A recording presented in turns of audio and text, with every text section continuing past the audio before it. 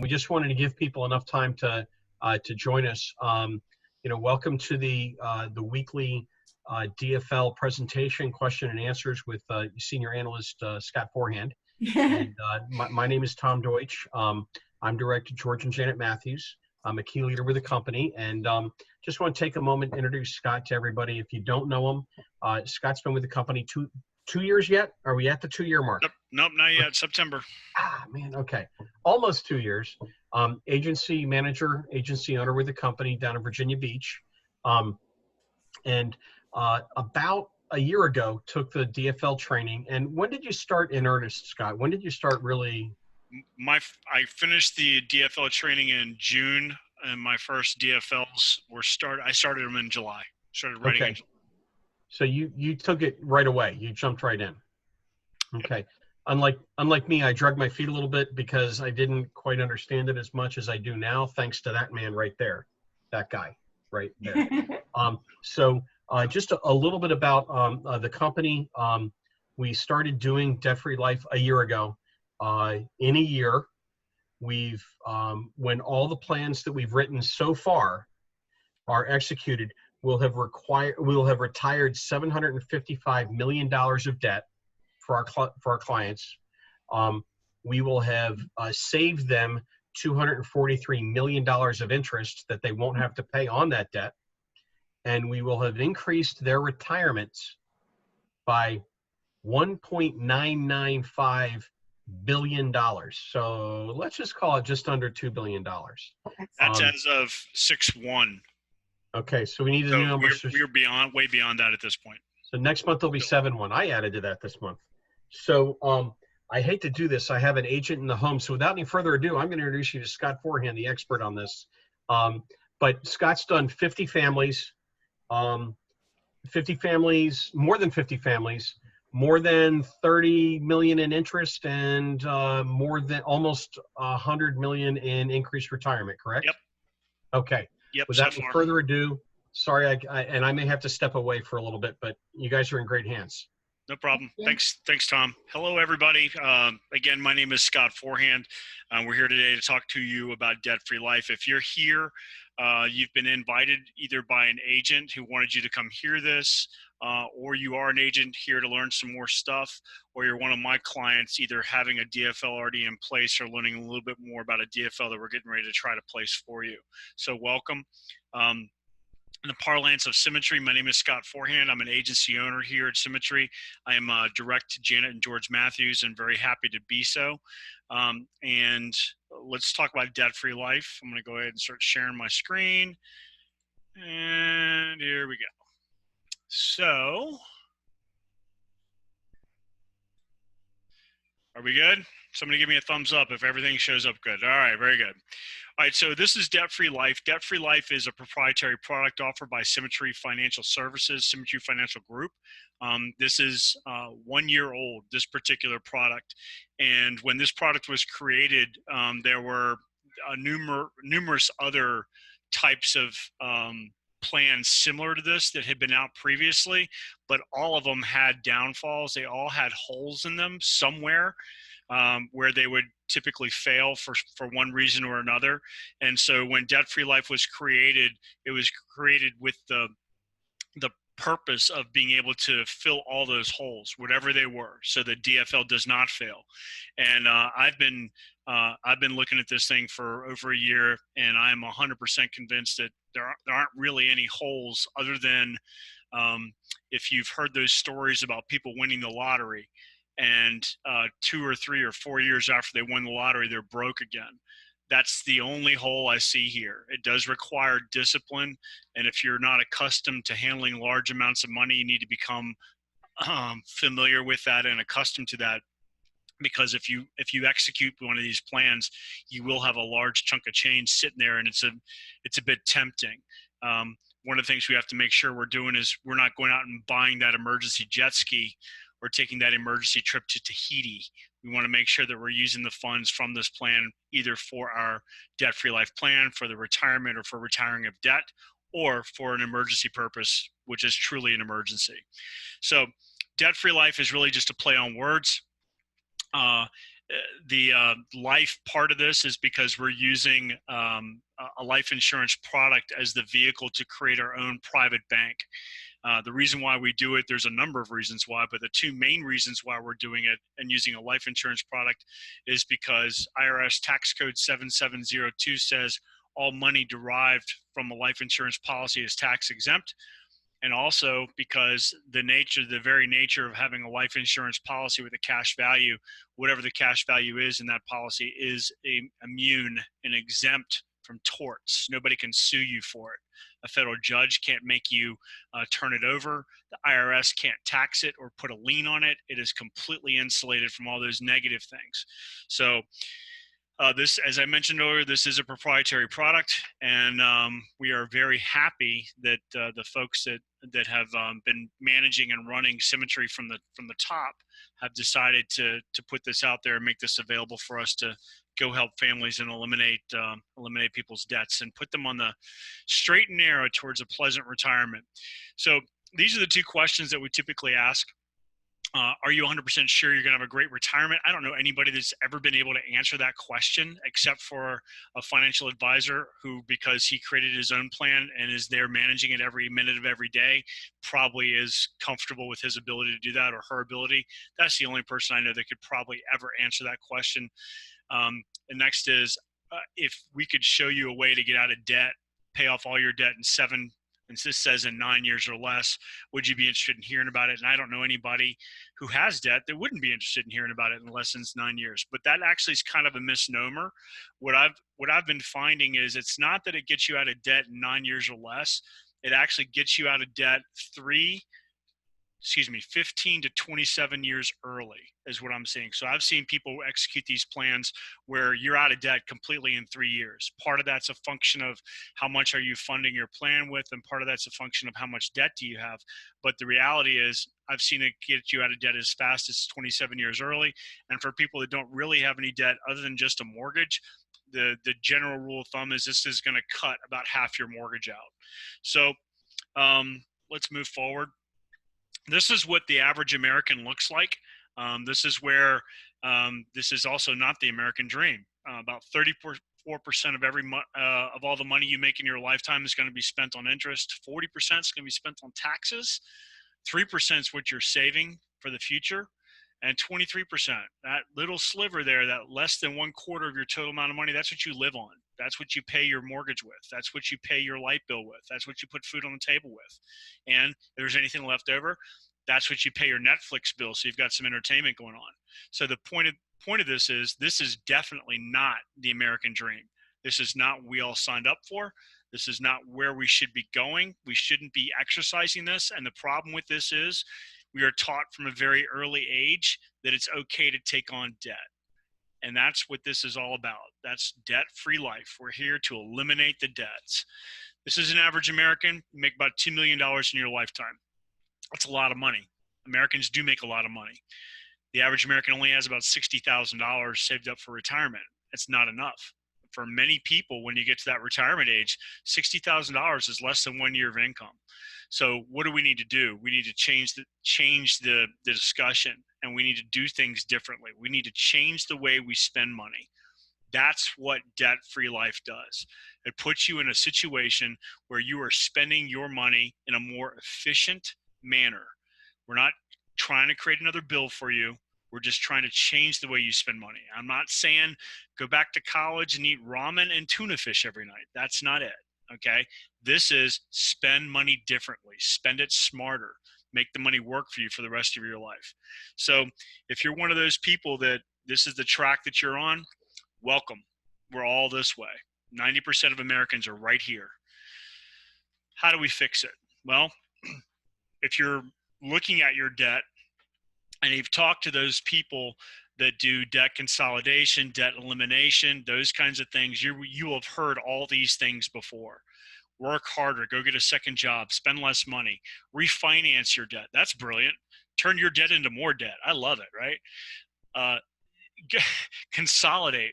Again, the same thing. You're not doing anything. You're just putting all of it from multiple buckets into one big bucket. Does it work? Kinda. In some cases. And then the one thing down there that we can take advantage of is that debt snowball. But let's talk about that. Debt snowball is not what most people think it is. A lot of people think with the debt snowball, all you're going to do is you're going to take your highest interest rate, whatever, focus your effort on paying that off. And as soon as that whatever is paid off, take that money and then focus it on the next thing and so forth. That's not debt snowballing. That not in the true definition of the word. That's actually called debt stacking, and it is problematic because invariably a debt stack is not going to be the most efficient way to get rid of your debt. So we practice here with our debt-free life the approach of true debt snowballing. We'll go into that in just a minute. Moving on, the better way. This is why you're here, right?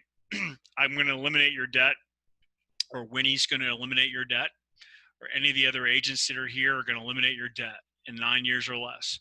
That's generally what happens. About 85% of the people that we work with, it is a 9-year or less plan.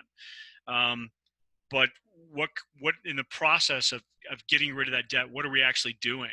And we're addressing the 4 main problems that happen with Americans when we're in this process, this debt cycle.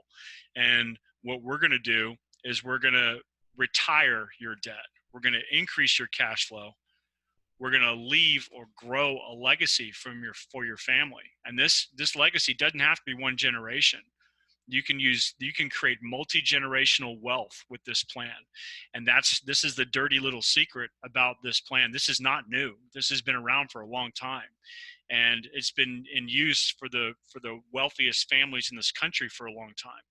And that's what we can do. We're not going to get into all that today because this is just kind of a 30,000 foot view, but this is what it can do for you if you create the proper plan and execute it.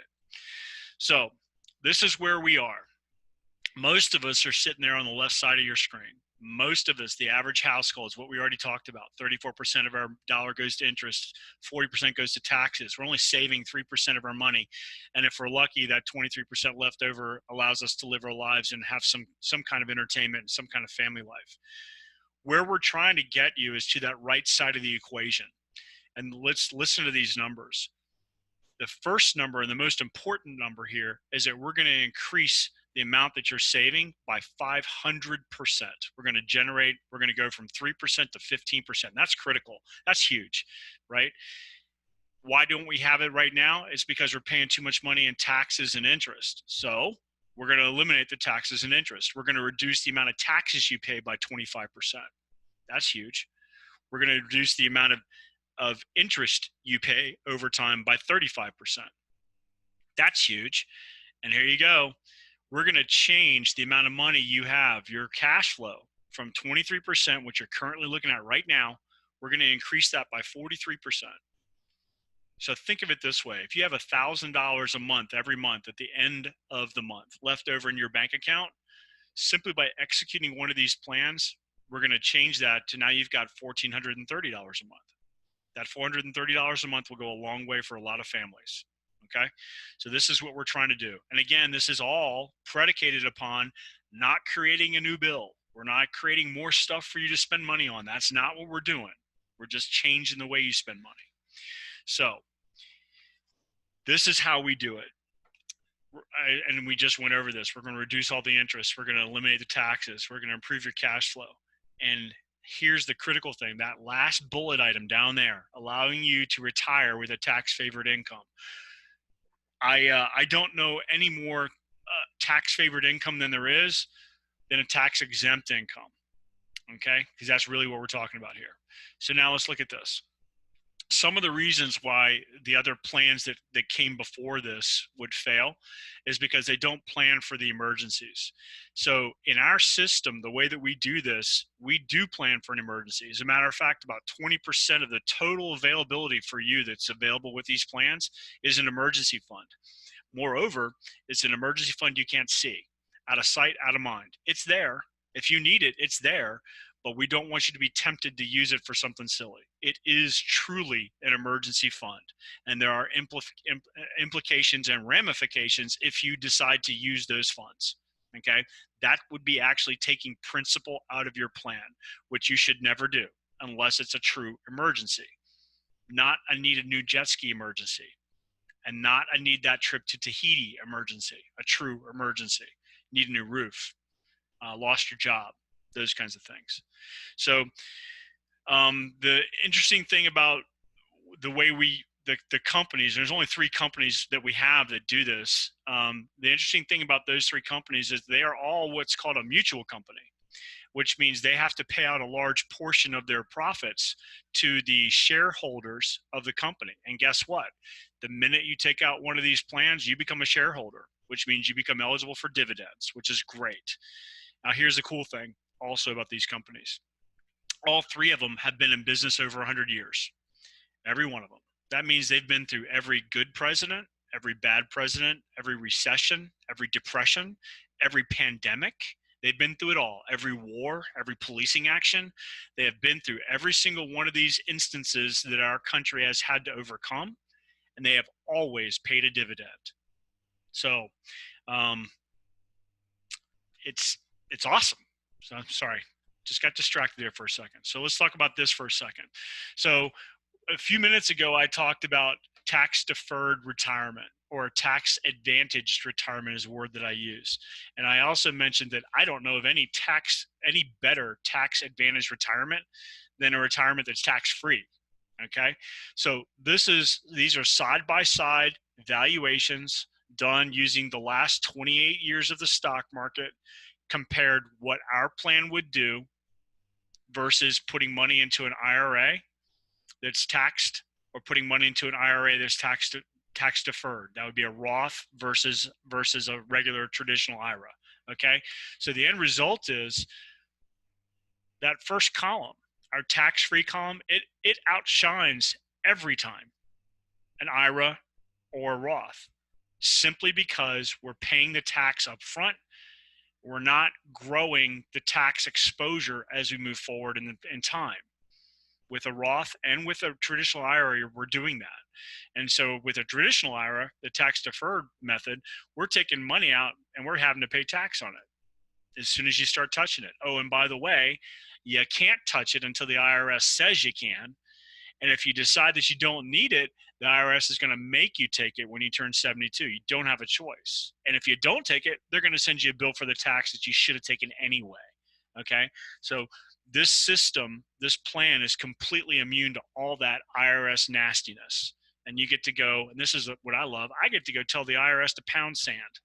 So hopefully you enjoy that as much as I do. So moving forward. So this plan works in 3 parts, 3 stages, and it works for everybody. Okay, so the first stage is the maximization stage. What is that? That's when we're crafting and drafting the plan and executing it in such a manner that we're getting you out of the debt as quickly as we can, whatever the debt is, whether it's a home or just credit cards or just student loans or all the above, doesn't matter. Okay, we're going to get you out of debt quickly, and in that process of getting you out of debt quickly, we're actually killing 2 birds with 1 stone. Actually 3, actually 4. We're getting rid of the interest. We're getting rid of some of it. We're getting rid of the taxes, some of it. We're creating a maximal retirement for you, and we're creating a tax-exempt retirement for you. Once you get out of debt, then we're in the accumulation phase. That's where we are building our cash reserves in our private bank, because that's what this is. It's a private bank, as quickly as we can. Okay, and we're letting that effect, that the compound effect, which Einstein said was the most, there's nothing more powerful in the world than the effect of compound interest. We're letting the effect of compound interest really carry us forward in the future, in the same manner that the effect of compound interest is making you spend a whole lot of money on your home through the amortization process. We're making it work for us. And then finally, the distribution phase. That's where we're taking the money. That's when we're having the party. That's when we are taking that emergency Tahiti trip, and we are buying that emergency jet ski, because at that point, it doesn't matter. Once this plan reaches a critical mass, which is usually about 2.2 to 2.5 years, this vehicle becomes a juggernaut, and you can't stop it.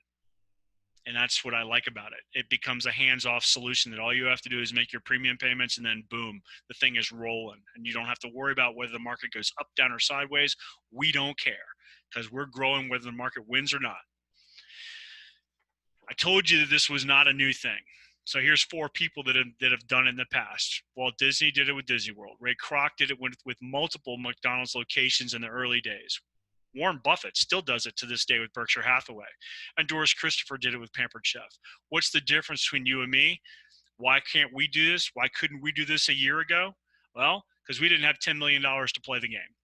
What does that mean? That means each one of these people had a large amount of cash to go talk to an insurance carrier to create a private insurance product where the amount of money you put on deposit would be paying a greater interest than the amount of money you pay on a loan using that deposit as collateral.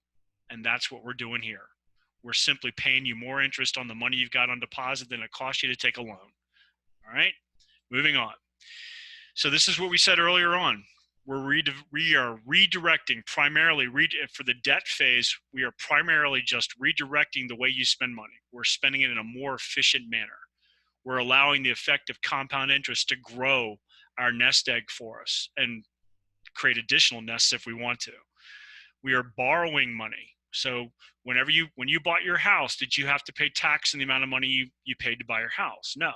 When you bought your car, did you have to pay tax on the amount of money you borrowed for your car? No.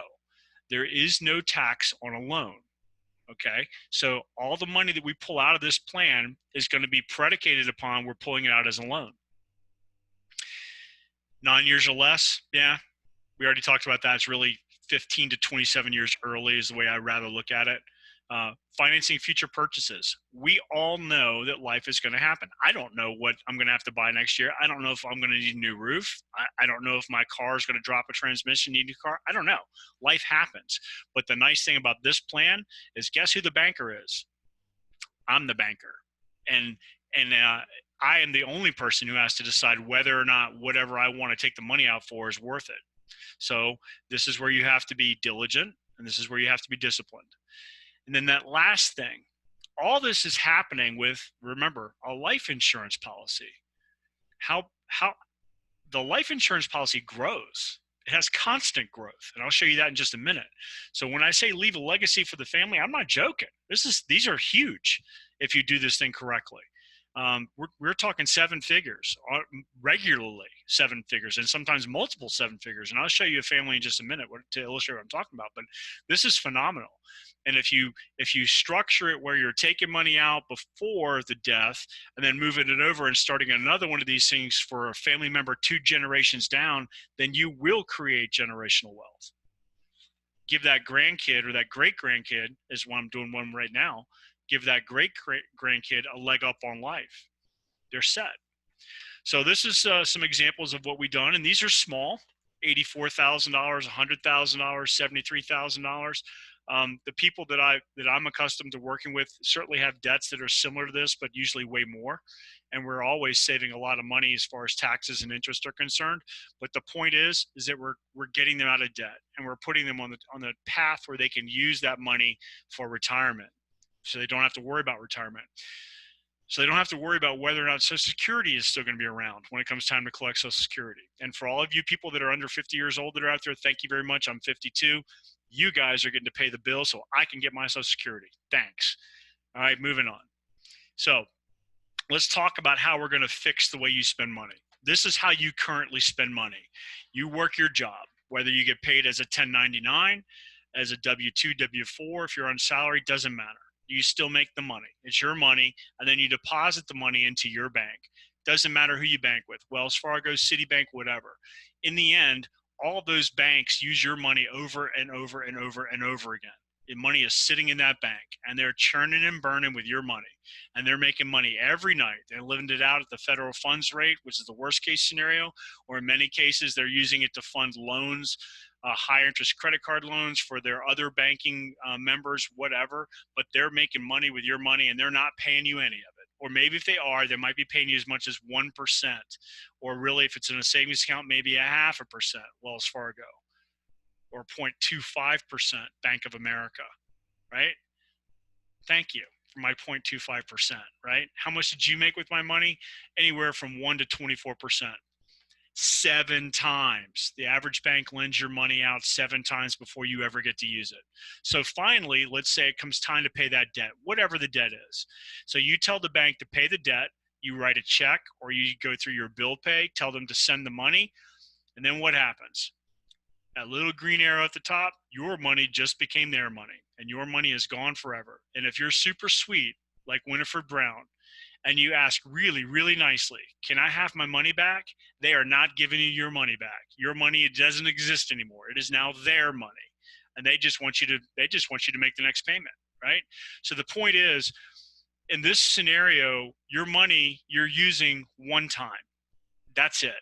And the bank is using your money 7 times, and then you're paying your debt. And the only benefit to you that you're having your money do for you in this scenario is that you're paying your debt.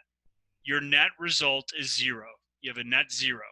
No gain, no loss, just 0. There's a better way. Here's the better way. This is the DFL method. You're still making the same amount of money. You still get that income. It still gets deposited into your checking account, whoever you use, it doesn't matter. But here's where we change the paradigm. We're taking that money and that little arrow headed north. We're taking that money and we're sending it off to our private bank, which is actually taking the form of a whole life insurance policy. I gave you the reasons why we use life earlier, because it's got all those protections, all those tax exemptions. IRS tax code 7702. One of the other things tax code 7702 says, if we have too much cash in that life insurance policy, that it's no longer life insurance. It's then considered a modified endowment contract, and we now owe tax on the whole thing. So what do? We add a rider. We put a term life rider on that life insurance policy, which acts as an umbrella over that whole life. So the umbrella is shielding the IRS from looking at our whole life policy, making it so they can't see how much cash is in there, and making it sure the total life insurance value is larger than the cash value of the policy, because the cash value will grow, and it'll grow fast. The last thing we're doing with that payment that we make is we're buying paid up additions. What's a paid up addition? It's simple. It's life. It's just additional life insurance with one really, really critical aspect to it, which is it's paid up. Once you buy it, it has permanent value. So if I buy $1,000 of paid up life insurance today, how much is it worth tomorrow? $1,000. How much is it worth next year? $1,000. How much is it worth in 40 years? $1,000. How much is it worth when I die? $1,000. Who does it pay? Whoever the beneficiary is. All right. So in this scenario, that payment that we're making up there to our whole life policy, it's getting split into 3 parts: whole life, term life, and paid up additions. And what is that really doing? About 70%, somewhere between 60 and 70% of every payment is buying more paid up additions. That paid up addition value is what's creating your bank loan capacity. And that's also what we're using, where we've taken the power away from the bank to use our dollar over and over and over again and make money with our money every night. And now we're letting it make money for us every time, every day, every night, every week, every month, every year. So now what's happened? You've moved your money through your checking account, your bank. You've taken it away from them so that they can't continue to use it. And you've put it in a situation where you are making your money work for you forever. Not just today, not just tomorrow, forever. As long as you don't pull principal from this situation, then you're never going to damage the capacity for your bank to earn and grow. So what happens next? Well, next, you have to pay a debt. So in the previous scenario, you just told your bank to pay that debt by taking a check, writing a check, doing your bill pay, whatever. Same things here, except in this case, we're taking a loan. We're taking a loan from the carrier. And that paid up addition, that bank, is what we're using as collateral. Okay, so we're using a carrier loan from our carrier against the collateral in our policy to pay our debt. And in the process, what happens? That debt gets paid and their money.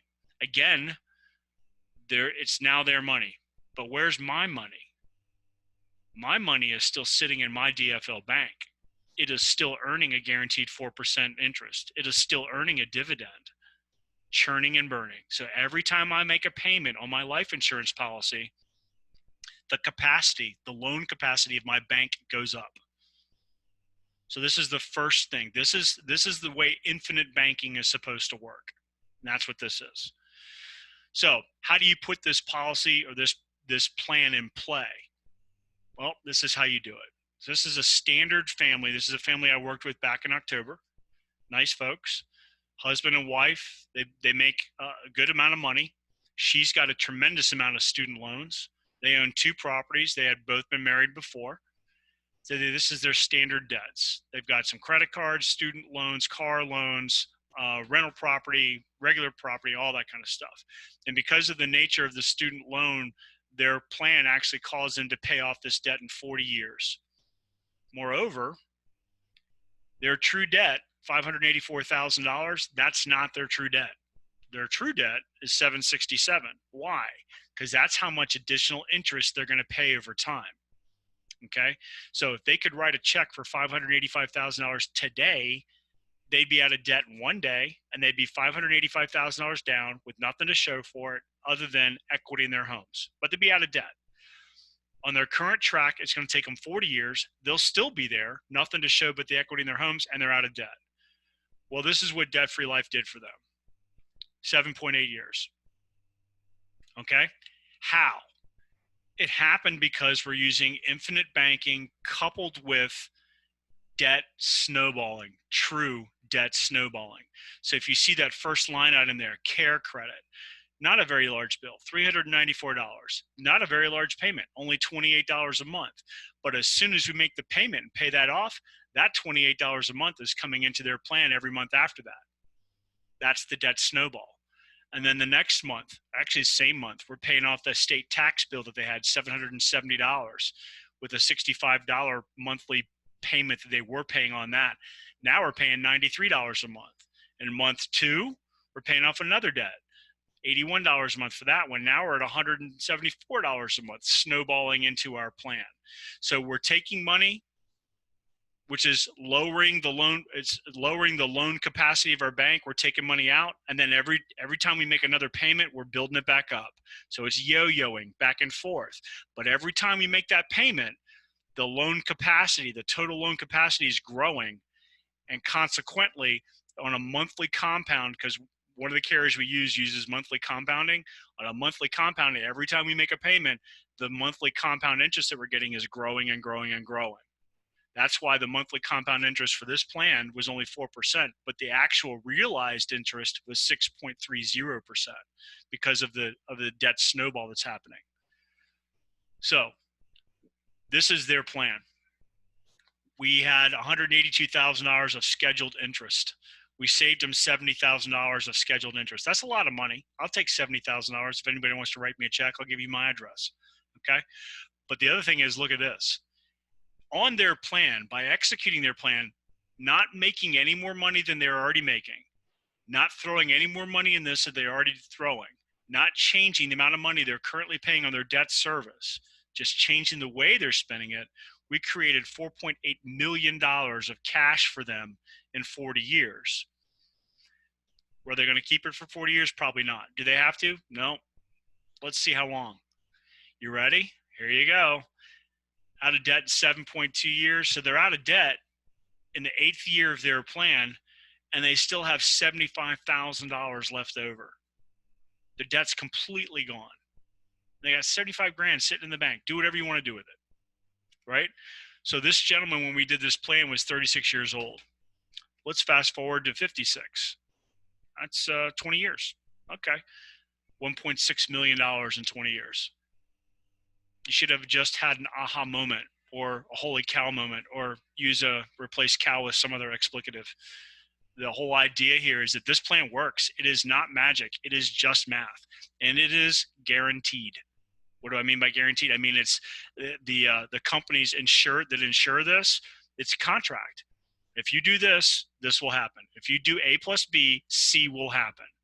Now, will you have this much money at the end of every month or at the end of every year on this plan?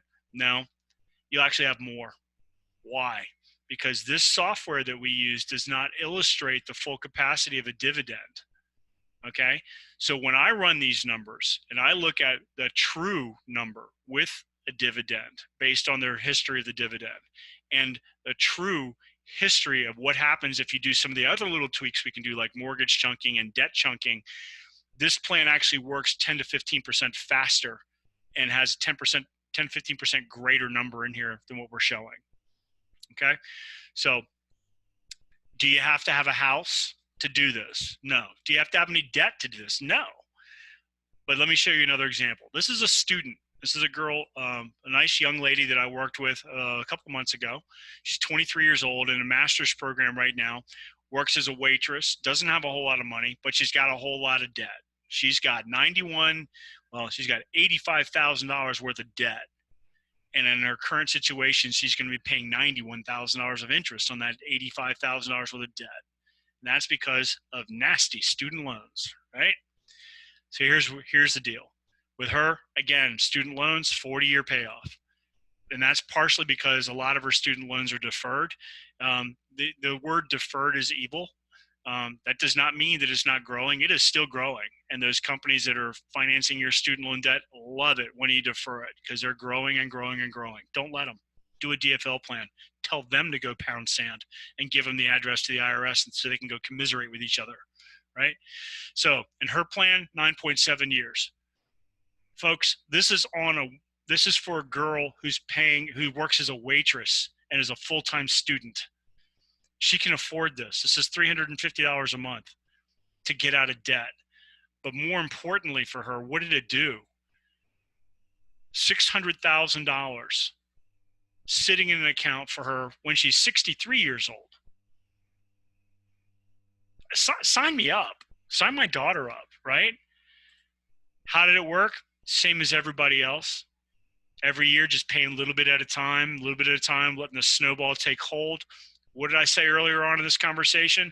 About 2.3, 2.5 years is when the debt snowball takes hold. It becomes a juggernaut. You can't stop it. Here you go. That's exactly what happened for this girl. It became a juggernaut. Can't stop it.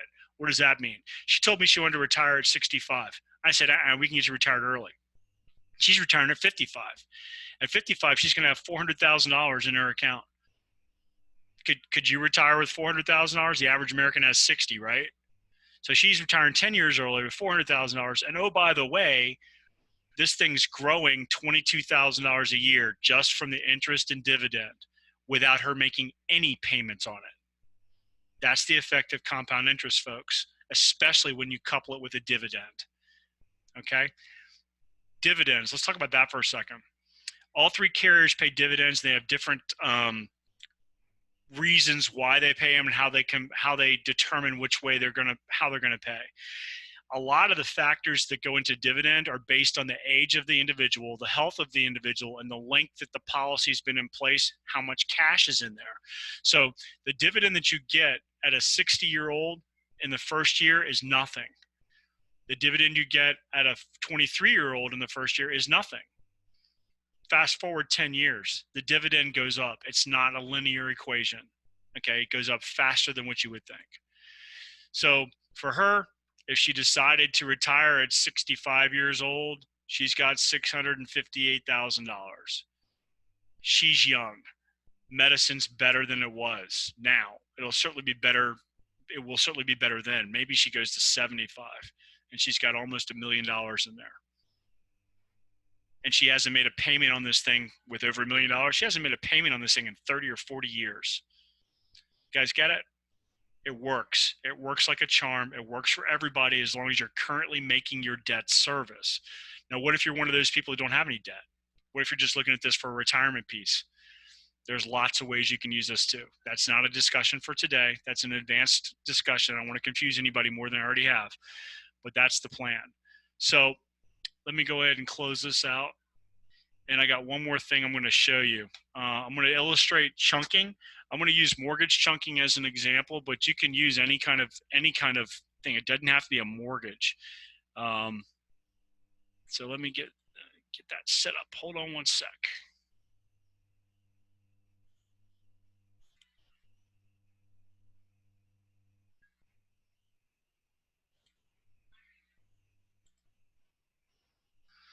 Okay.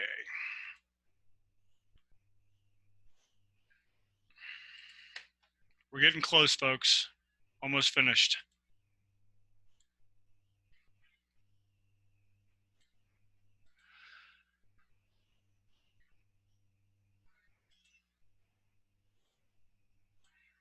Okay, mortgage chunking. You guys see my screen? We're good? Somebody give me a thumbs up. Okay. So this is mortgage chunking and how it works. It cannot be illustrated on the software that we use. Actually, that's not true. I've done the math to illustrate one mortgage chunking plan for one client. It took 6 hours. I'm never doing it again. Okay. So this plan, the software that we use cannot currently illustrate mortgage chunking. I've been on the phone with the people at YFB and they are going to be trying to incorporate that in future iterations, but it's not going to be there right now. So this is that family that I showed you earlier, the 36-year-old gentleman. This is his plan. These were his debts. This was his roadmap, $4.8 million, right? The mortgage that he has was $215,000. So let's talk about mortgage chunking and how it works. So we're going to use his home as an example of how to mortgage chunk.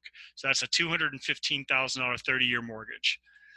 We're going to assume that he's got basic debts, and we're going to assume that the debt snowball reaches that juggernaut phase, reaches critical mass in about 2.3 years, and that most of his smaller debts are paid off. And we're going to assume that the paid up additions that we're using, that we're generating, gets up to the point where we're buying $833 a month of additional PUA. That's a basic amount of debt. That's how the debt snowball gets built up that fast. So here's his mortgage. Pay attention to that top line. His first payment is 74.71% interest. Thank you very much. Thank you very much, mortgage company, for lying to me. Did they tell you what you were going to be paying? Yeah, they did. Did you sign the documents? Yes, you did, because you signed a big thick stack of documents called your amortization schedule. And this showed you, it didn't show you that number though, it didn't do the math for you, but it showed you that your first payment was heavily weighted towards interest. And that's how they make their money. All mortgages are front loaded. Okay. So if you look at the standard amortization schedule, you're going to reach about halfway down to your mortgage in year 20. That's about when you're halfway paid off. So how do they do it? Because at the end of the last year in your mortgage schedule, you actually are 1 month in the last year, you're going to be paying what they actually quoted you as an interest rate, 3.5, 5.6, whatever the number is. The truth of the matter is, we don't care. Not with DFL. Doesn't matter. Okay. So here's how this works. So let's assume on day one, he starts a plan, a DFL plan, at the same time that he takes out his $215,000 mortgage. Look at that first principal payment, $288. His very first payment, he's paying $288 of principal, right? Let's advance to the point where we've been paying, we reached that critical mass, $833 a month is going into the PUA, and we've built up enough loan capacity in our bank, in our private bank, to take a $10,000 loan. And we take that $10,000 loan and throw it at our mortgage. And that's where, at this point, it takes about 3 years to build up. So when we owe $203,000 just through the normal process of paying down our mortgage over time, we send a single payment to the bank for $10,000. And we send them a little gift card that says go pound sand at the same time. And they get that card and they get that money. They apply it to your principal. And what happens to the bank? They start crying because you just advanced $10,000 in principal. Great. That's great. What else happened? You just paid essentially $22,000 of interest that they never received.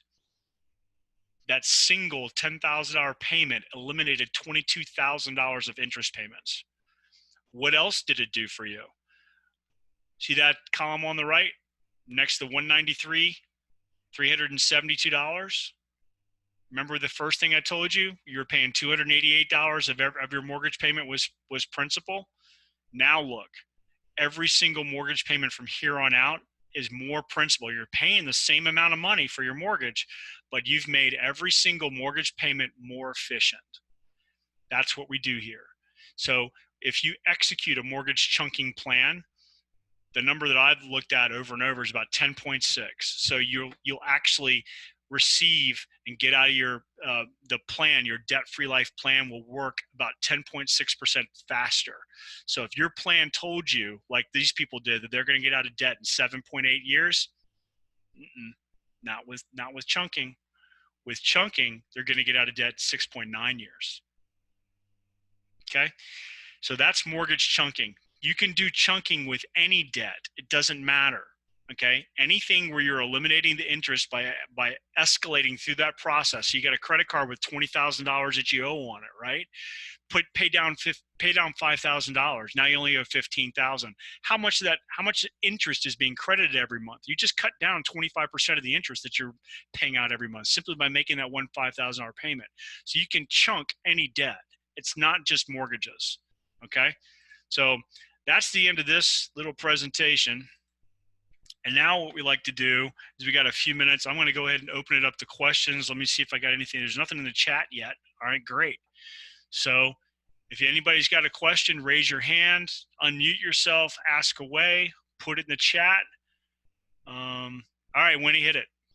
Yeah, so is it fair to look at this like, okay, so whatever the amount of debt is that the person has, you know, it's the mortgage, the credit card, the car note, and whatever those line items are.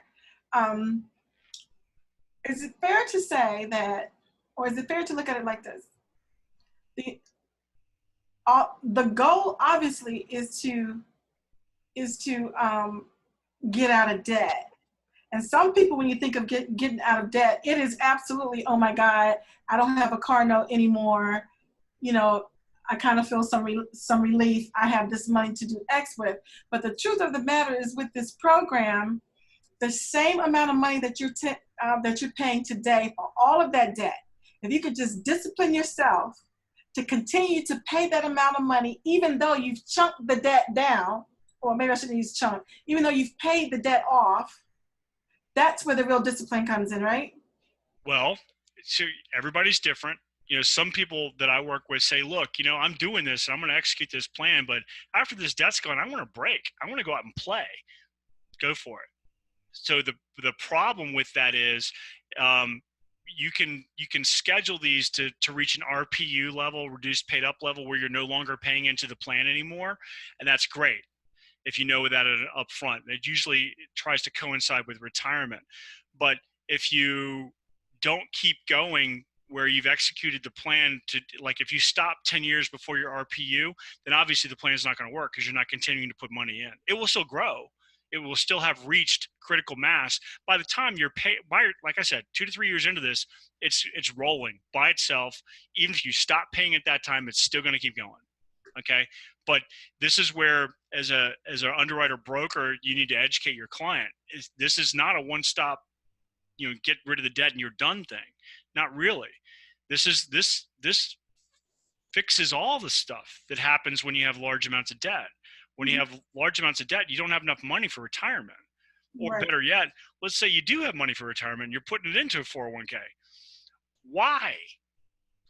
401k does not perform as well as this thing. Why aren't you putting your money into one of these things? Why are you letting the IRS tell you when you can take your money and penalize you if you take it too soon?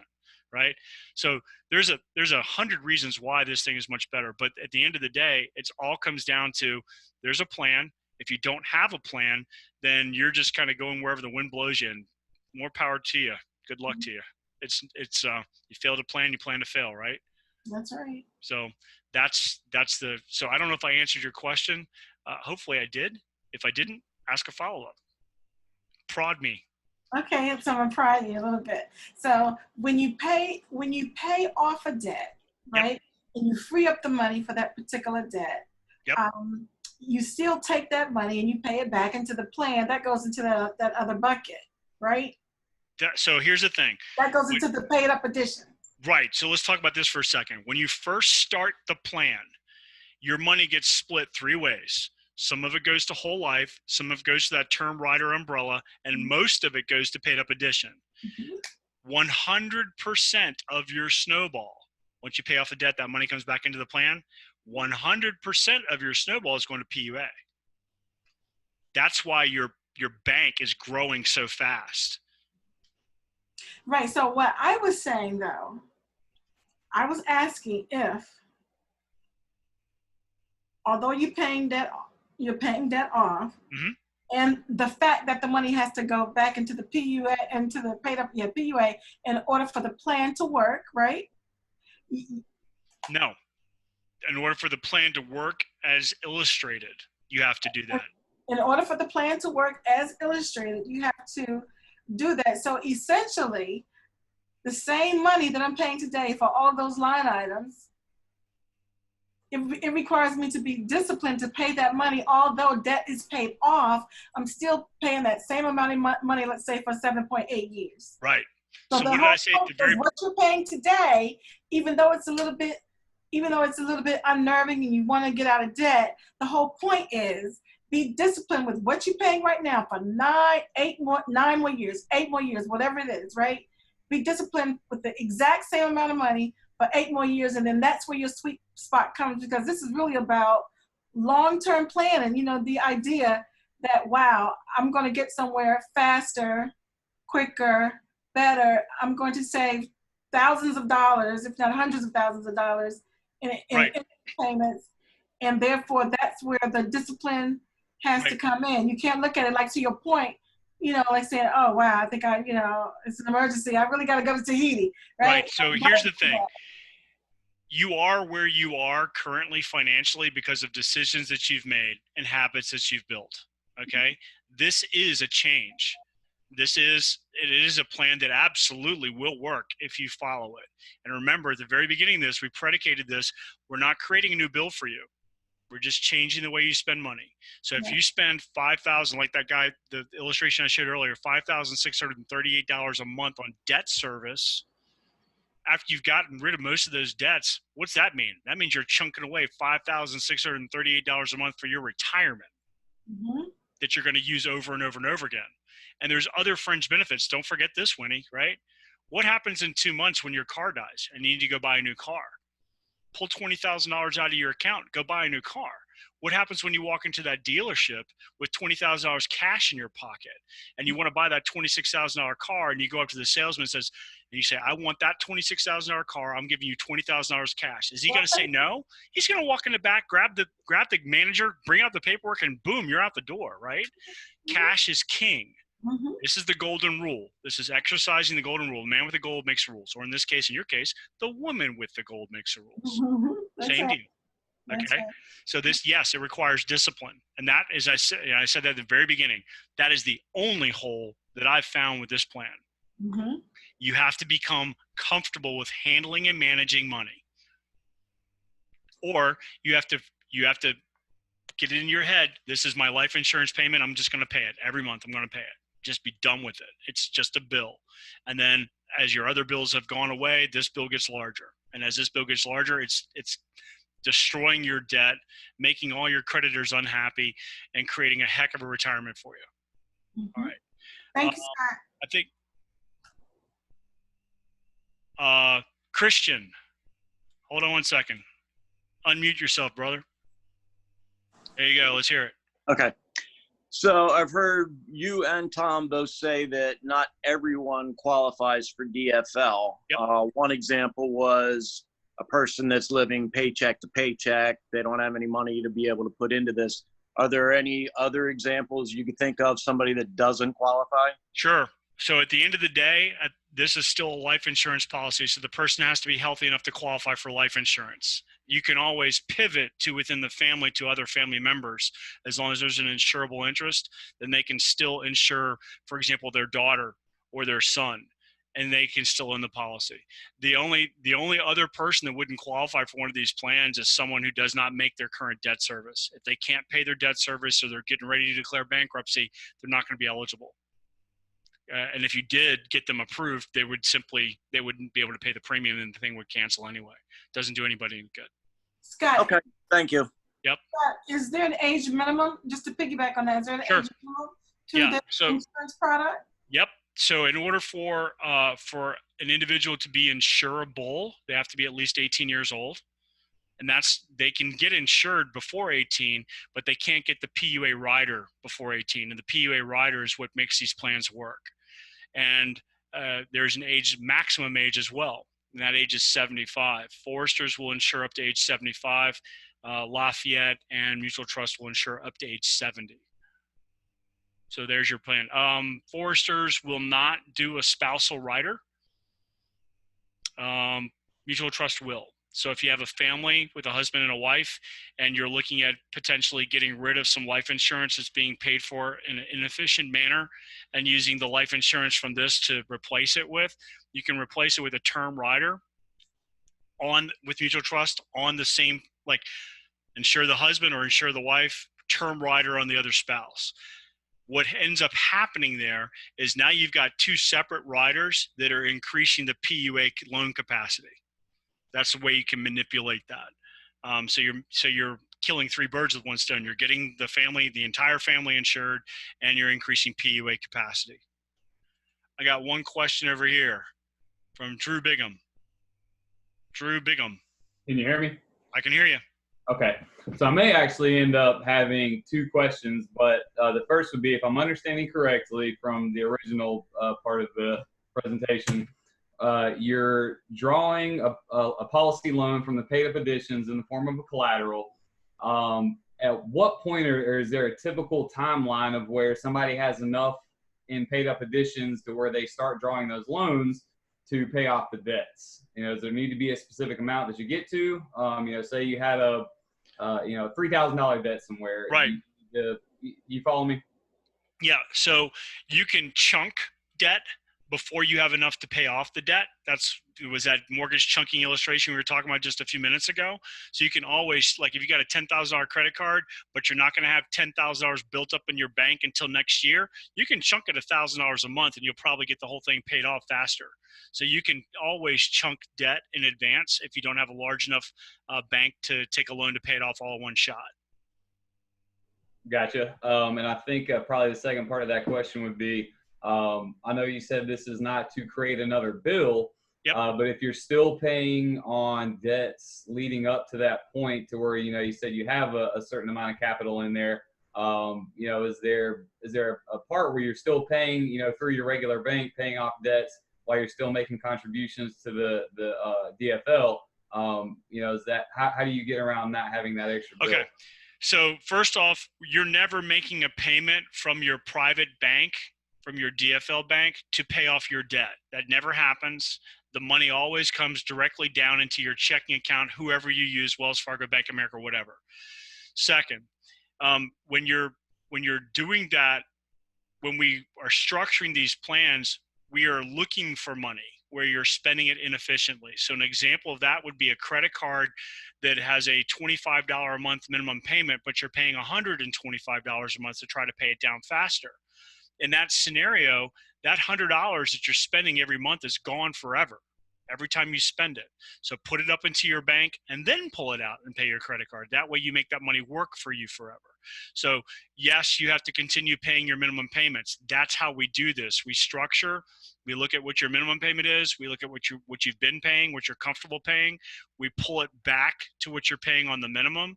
We take the difference, the delta between what you were paying and what the minimum is. We make that be the fuel for your bank.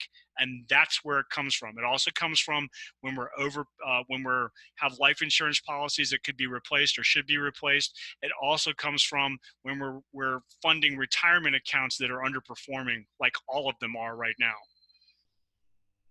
Okay, perfect. So I think that actually ends up answering pretty much my second question, okay. which was essentially, so at this point you're eliminating using your standard bank and you're making the contributions to the paid up additions.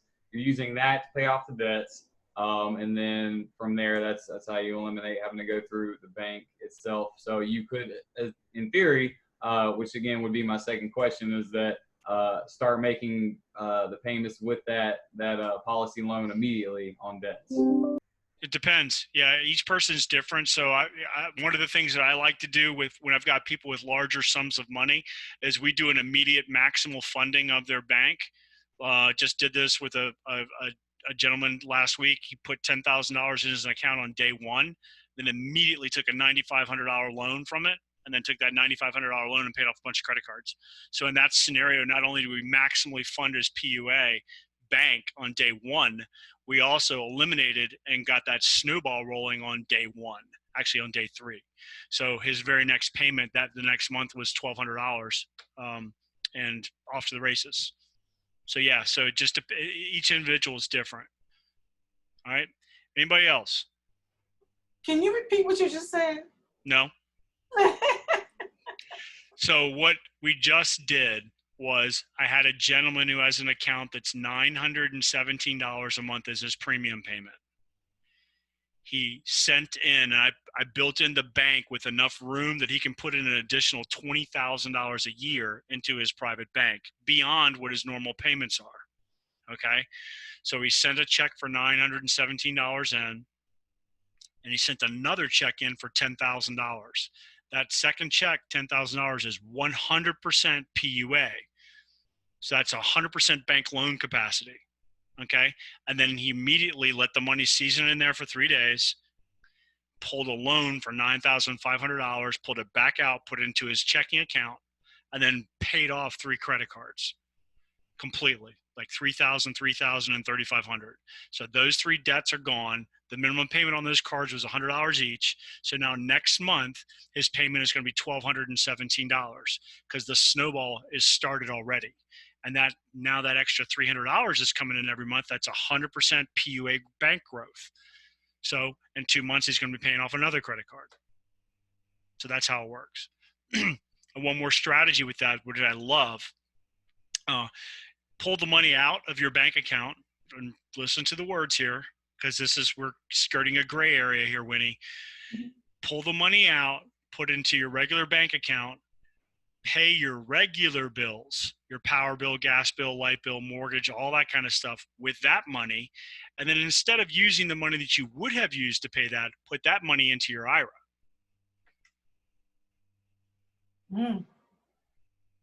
So you're freeing up other capital to put in another place. On a cursory level, it looks like I'm taking money, putting money up into one bank, sitting it there for a day, pulling it out, putting it over here and putting it into my IRA. Now I've got my money in 2 places working at the same time for me. But we're not using the same money because that would be wrong. We're simply using money that we would have used for something else. I have another question, but I'll let somebody else go. What now? I have another question, but I'll let somebody else go. All right, anybody else? Then we go from Scott Lorenzo. What happens when the term policy ends? As the paid up addition bank is growing, that's life insurance, right? That's what paid up additions are. It's life insurance. So eventually that paid up addition life insurance has grown to the point where we don't need the umbrella anymore. So the term policy goes away. We don't need it anymore. It's gone. And the paid up additions is acting as the umbrella to shield the cash value of the account. Does that help you, Scott? Okay. Mr. Whetstone, I know you got to leave soon. Do you have any questions for me? You're muted. We have to talk offline. Okay. Very good. Well, thanks for coming. Hopefully you got something out of this. Well, I understand what's going on. Okay. So, I thought you'd get this. call me another time. All right, will do. I'll give you a call later. I have a question, Scott. All right, Stu, hit it. Do you, if anybody would know this other than the YFB gang, when did this become possible? When did it go from being an exclusive to the Crocs and the Buffetts that the $10 million thresholds were dropped down to right. mere, on a mere very mortal cursory levels? level, very cursory, and only in one region of the country, only in one city of the country, about 10 years ago. And then it just snowballed from there. And then there was a communication that happened with about 2,000 different insurance companies to sign on to be able to do this product. And then anytime you offer a new insurance product in any state, it has to go through state review. That takes about $50,000 and 2.5 years of the state saying we want more tax. And then it eventually becomes available. So that's what happened. But it happened piecemeal in all 50 states over the last 10 years. And as of last year, Debt-Free Life became available in all 50 states in June of last year. Yep. All right. Thanks. Yep. Anybody else? We got 5 minutes. Can I ask my question if no one else has it? Go ahead. Go right ahead. Okay, so back to the issue, you touched on it actually. You know, when you were talking about your client who had $10,000, I had written down here, can someone use a lump sum initial deposit in the debt-free life? It sounds like they can, but it immediately goes to paid up additions. So, well, it depends. This is where you have to be careful. Okay, so you have to structure it as a single premium payment, and you have to tell them that you want it to go to PUA. So that's when you're writing the application, you have to be very specific with that. And also, when you're writing the application, that if they're going to do it, you have to know it then. Once the policy started, you can't just dump money in there unless you've built in room for it. Mm-hmm. Thank you. Scott, if I may. Leah! Hi. Hi! I had a situation where I have a guy who had $15,000 he wanted to put in the first year. And so I just called MTL and they, you know, they set up where he would be making his monthly premium of $800, but they did that one-time payment of $15,000. Yep. So MTL did it for me. Sure. You know, There's one downside. It's not really a downside. It's just that actually does minimize your bank capacity by doing it. So by doing it that first year, it's setting your bank capacity high, but your first year's bank capacity is actually the additional bank capacity you can create in the first year is lower because you're eating up a lot of that extra. In year two, it comes back and then you can do it again. Scott, are you only paid commissions on the life insurance component of it? No. So you are paid partially on the PUA as well? So it depends on the carrier, and it obviously depends on your commission level. You're paid on the term and the whole life component at normal or slightly less than normal rates, but you're paid on the PUA portion for mutual trust for 20 years. Oh, for wow. Lafayette for 10, and for Foresters for 11. Oh. And you're paid anywhere from 1 to 3.5% per year. Understood. Okay. Yes. So if you're thinking about making DFL a part of your permanent income, yeah. And the numbers that I looked at, and the reason why I do so many of these is I like helping families, I like getting rid of debt, but also I'm looking at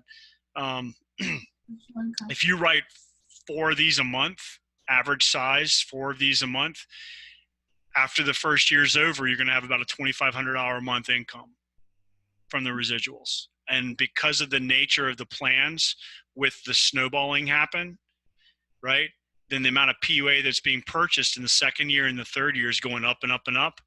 So you can imagine what happens to that residual income. And I think, Brian Pope said it. He's going to see a lot of people with about a $50,000 a month income off these things. Awesome. But you don't do it for the money. Right. You do it for the family. Right. Lorraine, you get anything out of this? You're muted. You're muted. There you go. Oh, hi everybody. I'm Lorraine. I'm a newcomer to Symmetry, and this is my first webinar or Zoom meeting with you guys. Welcome. Thank you.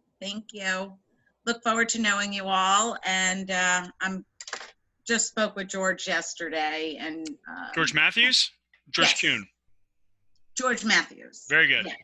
Yeah, so I am super new, and I still haven't even filled out my paperwork, but okay. I have my Florida 214, and now I'm in DC. Okay. And so I'm going to start my licensing process here. Well, welcome. Well, thank you so much. All right, looks like Drew's got one more quick question, and then we got to get going because we got the advanced market training starting in 15 minutes. What do you got, Drew? Or are you gone? I hear clicks. How about now? There you go. Okay. Yes, I'll make it quick. Sorry if you covered this in the presentation somewhere. So I'm sure, what would your response be to somebody that had concern with the feeling of obligation or being locked into something with this? What it may not be an issue that somebody will run into. They're already locked in and already have obligations with all the debt that they're straddled with to begin with.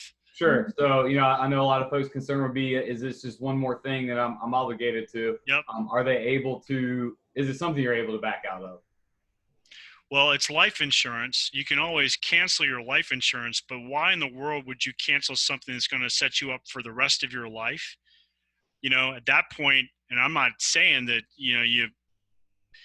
I wouldn't tell you which debts to not pay, but this would be one of those things I would definitely not miss paying, because this does a heck of a lot more for you than just paying off a credit card. You have to see the big picture. Sure. Yeah, I was curious, how you would handle that response. So right. Yep. All right.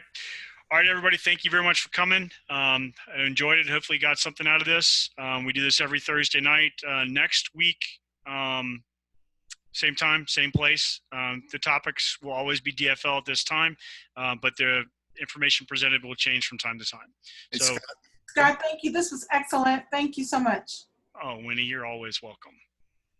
Scott, can Yes. Thanks, Scott. Sorry. Go, Can Stu. we time for you, Harold, and I to meet tomorrow before One more we time? leave? Can we set a time for you, Harold, and I to meet tomorrow? We'll do that offline. Okay. All right. We'll talk later. Thanks, Scott. All right, guys. Thank you, Have a Scott. good night. Bye, buddy.